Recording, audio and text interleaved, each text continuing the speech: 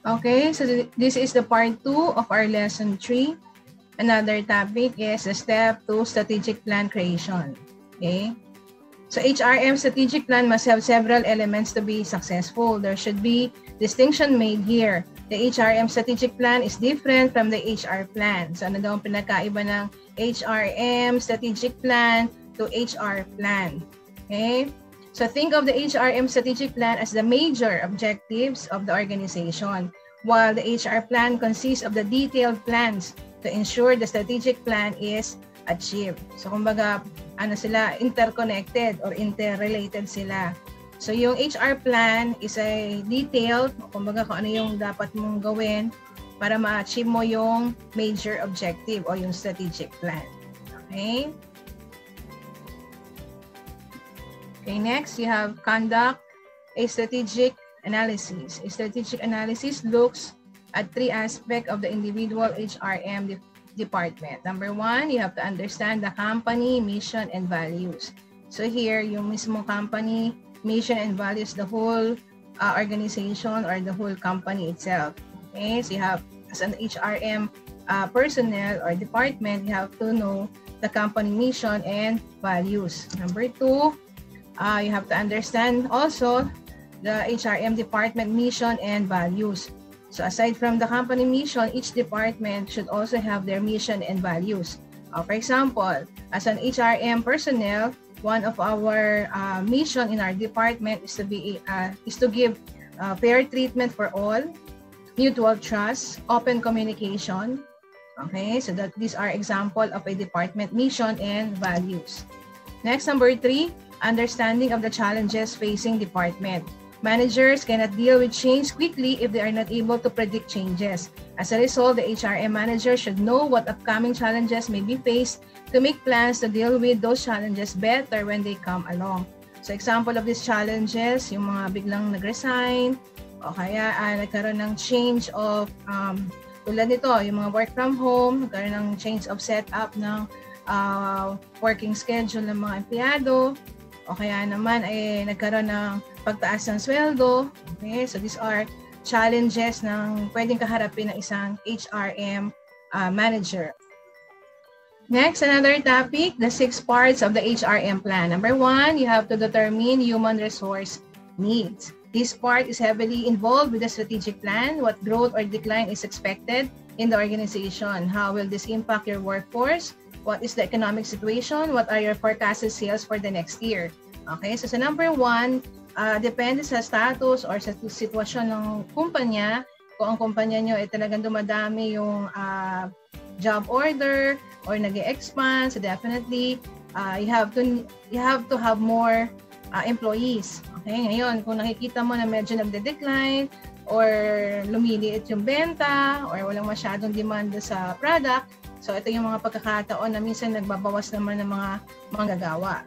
Okay, so ano yung mga strategy mo dyan, just in case nasa positive or negative side ang sitwasyon ng inyong kumpanya. Number 2, determine recruiting strategy. Once you have a plan in place, it's necessary to write down a strategy addressing how you will recruit the right people at the right time. So alam natin maraming method para makapag-recruit. One is yung mag-place ng mga classified ads sa social media, mga flyers or mga posters, or pag-a-announce sa mga job street, okay, o kaya sa pagsali sa mga job fair, etc., or by simply word of mouth. Okay? Number 3, select employees. The selection process consists of the interviewing and hiring process. So, syempre kapaloob or kasama ng recruitment ay yung selection of employees. Syempre may series of interview, exams na dinaanan niyan hanggang finally mapili mo yung the right employee para sa inyong kumpanya. Okay? Next, number 4, develop training. Based on the strategic plan, what training needs are arising? Is there new software that everyone must learn? Are there problems in handling conflict? Whatever the training topics are, the HR manager should address plans to offer training the HRM plan. Okay, so we have discussed this already do sa previous lesson natin, do sa training and development nila. Okay? Next, number 5, determine compensation. In this aspect of the HRM plan, the manager must determine pay scales and other compensations such as healthcare, bonuses, and other perks. Ito naman yung mga benefits o yung sweldo o yung salary bracket ng mga empleyado. Depende sa kanilang position, scope ng responsibility, tenure, skills, etc. Okay? Next, after the compensation, number 6 is appraise performance. Set of standards need to be developed so you know how to rate the performance of your employees and continue with their development. So, importante itong appraisal, yung appraisal ng performance ng mga empleyado or yung evaluation ng mga empleyado from time to time para makita mo din kung yung mga empleyado are doing their best o kaya naman yung skills nila o yung work performance nila ay nami-meet yung standard ng kumpanya. Okay? So, just in case medyo may kakulangan or hindi nami-meet yung standard ng company o mababa yung kanilang appraisal sa performance o sa evaluation ng performance ng empleyado, anong pwede nilang maitulong sa empleyado na yon? Baka may kulang na training o kaya naman hindi talaga siya fitted dun sa trabaho niya. Okay? So, maraming result na makikita sa appraisal performance ng mga empleyado. So, importante itong number 6. Okay? Next, number 7, determine human resource needs. The first part of an HRM plan will consist of determining how many people are needed. These steps involves looking at company operation over the last year and asking a lot of questions. Okay ba? So, para malaman mo kung ilang empleyado ba kailangan. O lalo na kung ang kumpanya nyo ay mga seasonal ang mga product. So, last year, last season ng nakaraang taon, during the bear months, ganito karaming empleyado na dinagdag natin sa workforce natin. So, most probably by this year, baka on the same number of people din na kailangan nating i-hire. Or kung medyo last year medyo hindi masyadong maganda yung performance ng kumpanya natin at hindi naman tayo nagdagdag ng mga empleyado, pero this time medyo maganda yung growth ng company. So, titingnan din natin kung ilang empleyado ang kailangan natin i-hire. Okay, number 1, ayun. Marami bang na-hire na nakaraang taon? Do you have to scramble to hire people at the last minute? Kumbaga, nataranta ka, last minute ka naghanap. Okay? Ano yung mga skills na kailangan mo para sa mga empleyadong i-hire mo at present time? For example, kung nagdagdag kayo ng additional product line, anong mga skills sa empleyado na kakailanganin mo? Or nagdagdag kayo ng branches, okay ba? So, ano yung mga skills na kakayanan ng mga empleyado mo para ma-employ mo doon sa particular branch na yan? Lalo na kung nag-o-offer kayo ng totally new product sa inyong kumpanya. Next, what skills do your employees need to gain to keep up with technology? So, syempre, ang technology ay talagang fast-paced yan, di ba? Fast-paced, okay? So, mabilisan yan. So, syempre, ang mga empleyado, kailangan din nila ng training and development or better, mag-hire ka na lang ng mga skilled talaga na medyo updated na or abreast dun sa mga latest technology. Okay? And number 5, importante rin malaman mo kung sino yung magre-retire na, di ba? Para makapag-prepare ka kung sino yung pwede mong ipalit or iti-train mo na yung next in line dun sa posisyon ng magre-retire. And number 6, what are the sales forecasts? How might this affect your hiring? Siyempre, yung sales forecast, pag alam mong medyo magbo-boom yung product or tataas ang benta, definitely mas kailangan nyo magdagdag ng mas maraming empleyado. Okay? So that is number 6. Next, recruit. Ito na yun. Parang inulit lang din yung ating topic nung nakaraan. Knowing how many people to hire, what skills they should possess, and hiring them when the time is right, and major challenges in the area of recruiting.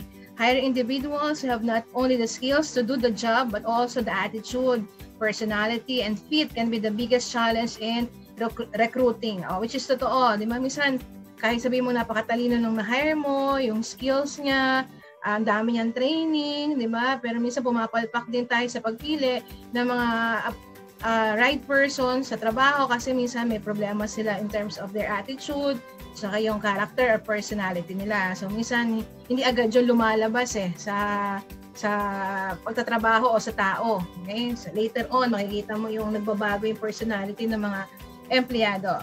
Okay?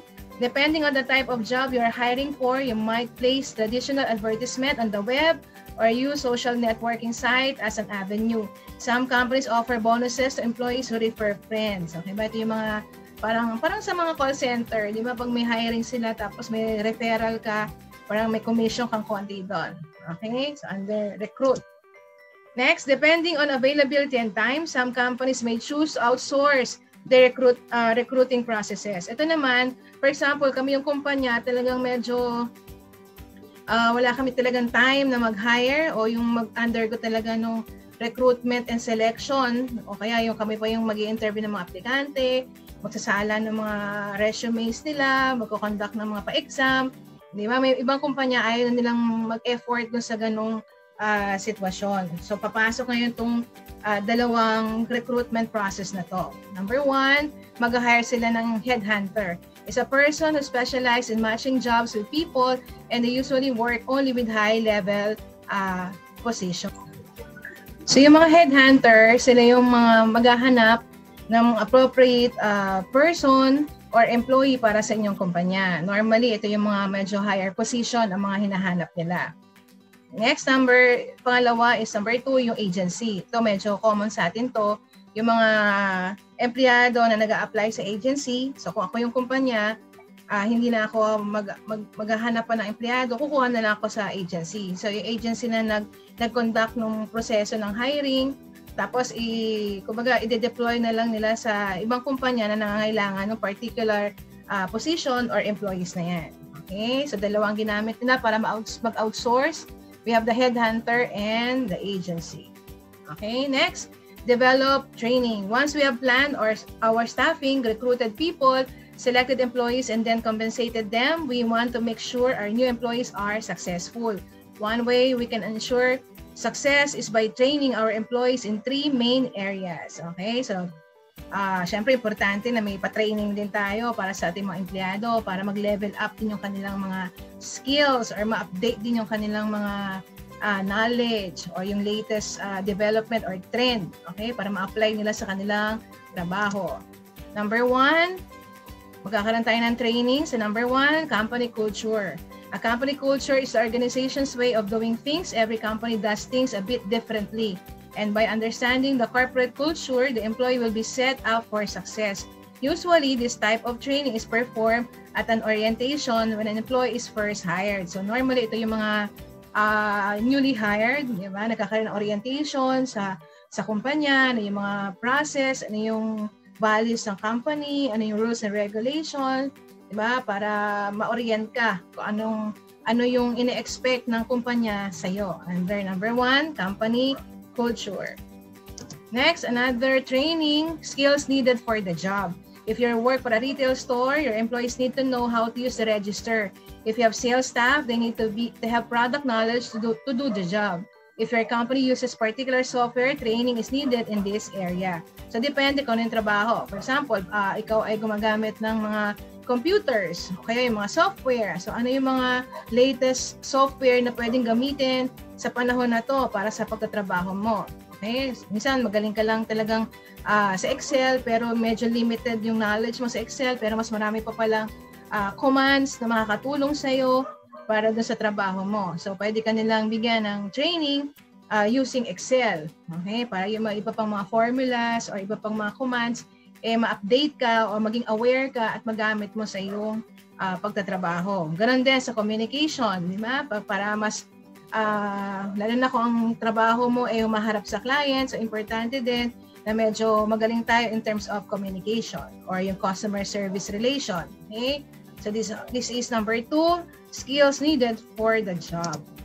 Next, number 3, human relation skills. These are non-job specific skills your employee need not only to do their job but also to make them all-around successful employees. Skills needed include communication skills and interviewing potential employees under human relation skills. Siguro to kung base doon sa example niyan, kung ako yung HR, bibigyan ako ng training para in a way, during the recruitment process, di ba, more or less tama yung aking method of interview, at the same time, makuha ko talaga yung potential candidate. Okay? Para hindi ako pumalpak or magkamali. sa selection process. Okay? Kung hindi ka naman HR personnel at nasa common ano ka lang o nasa ibang department ka, so ano yung mga human relation skills na yan? Yun. Siyempre, number 1 is communication. Okay? Para in a way, ma-express mo rin yung sarili mo sa iba pang mga empleyado or sa boss or sa supervisor under the human relation skills. Next, perform a performance appraisal. A performance appraisal is a method by which job performance is measured. So, diniscuss na to kanina dun sa appraisal ng performance. The performance appraisal can be called many different things. Ito na yung mga parang synonyms niya or tawag dun sa performance appraisal. Number 1, employee appraisal, performance review, 360 review, career development review. Pero ang bottom line, pareho lang silang performance appraisal. Okay? Ayan. No matter what the name, this appraisal can be very beneficial in motivating and rewarding employees. The performance evaluation includes metrics on which employees measured. These metrics should be based on the job description, both of which the HR manager develops. Various types of rating system can be used, and it's usually up to the HR manager to develop this, as well as employee evaluation form. So, si HR pa rin ang gumagawa ng mga performance evaluation na to. Yung mga scores, ano yung mga category na kailangan niyang gradean, di ba? Based on the job description ng mga empleyado. So, dapat dito, very objective ang pagkakagawa nito para walang para yung result niya more or less is accurate. Okay? Okay, so that's the end of our lesson 3. For your assignment and activity, please refer to your Edmodo class. Okay, good day everyone. Thank you.